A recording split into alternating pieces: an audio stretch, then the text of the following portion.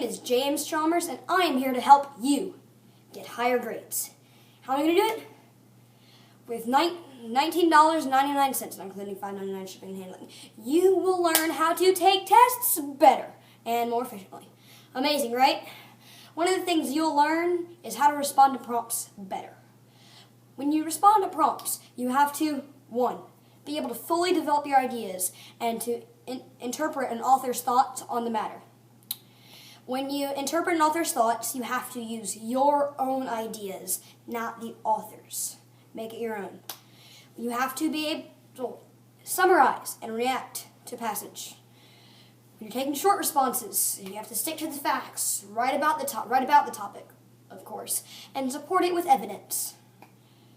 For long passages and responses, you have to give clear topic sentences that you can easily build upon. And you have to always proofread. And that is only one of the things you'll be able to learn, or some of the things you'll be able to learn when you buy my test-taking tips pamphlet. Buy it now. You need it. It will help you. It's proven to increase your grades for like 0.5%. Need it. Buy it now. Cut.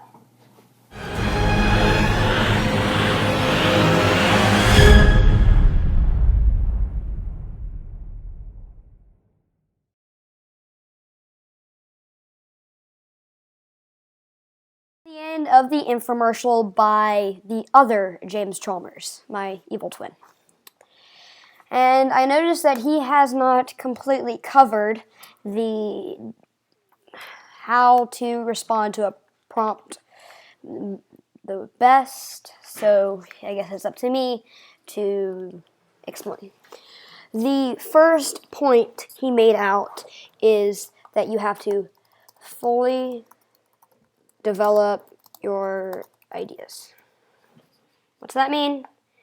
It means exactly what it says. You can't have a half-finished thought. If you're starting something, you need to finish something. If you decide that I want to introduce a character, develop that character all the way. The second part was you have to interpret author's ideas. You have to use your own ideas.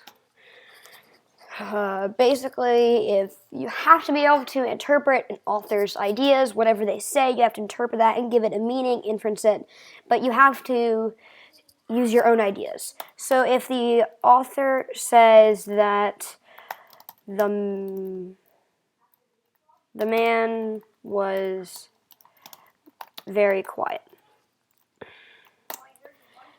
and you're asked to interpret that, you can't just say the man was a quiet man. You have to say why he was a quiet man. And you could say the man was quiet because he lost a loved one and is depressed. So you can use your context clues to figure out why the man was quiet and use your own personal experiences to give your best inference. The next point Evil James made was you have to be able to summarize a passage. Summarize and react to a passage. What that means is if they say to summarize this passage in your own words, and the passage says,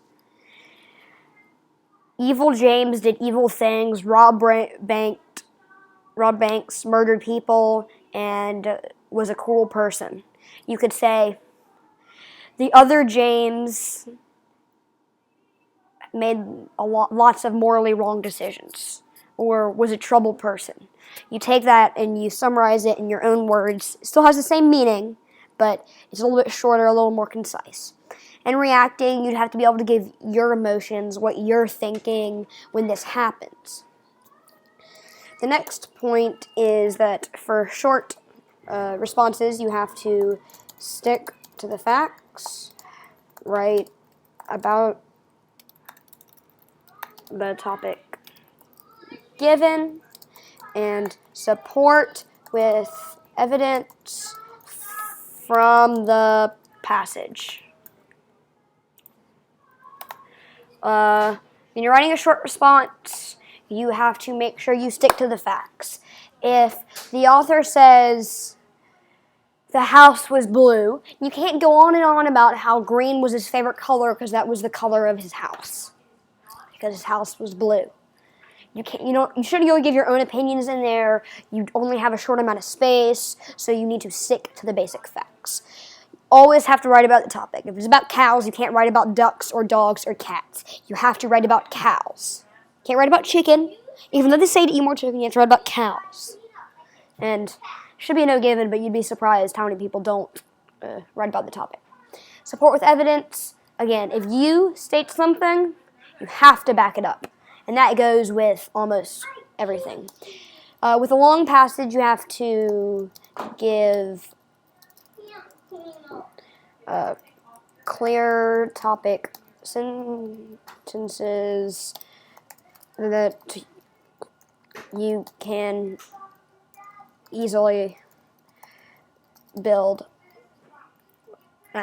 upon. You have to make sure that these topic sentences are clear and concise. So instead of saying, the pretty handsome and majestic and James Chalmers had chosen the best sports team there is, Auburn.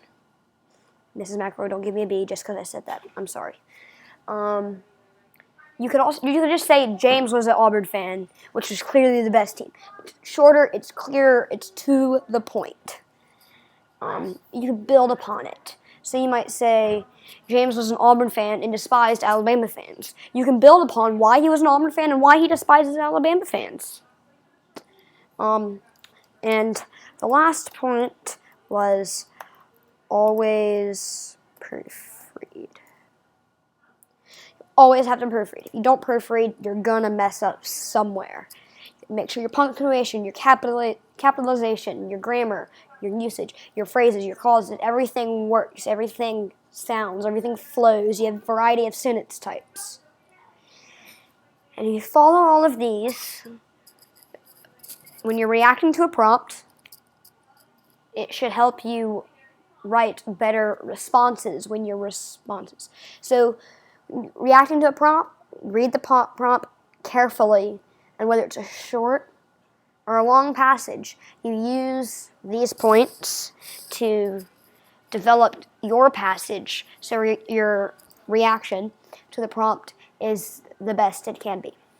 Thank you, and this is the end of the good James.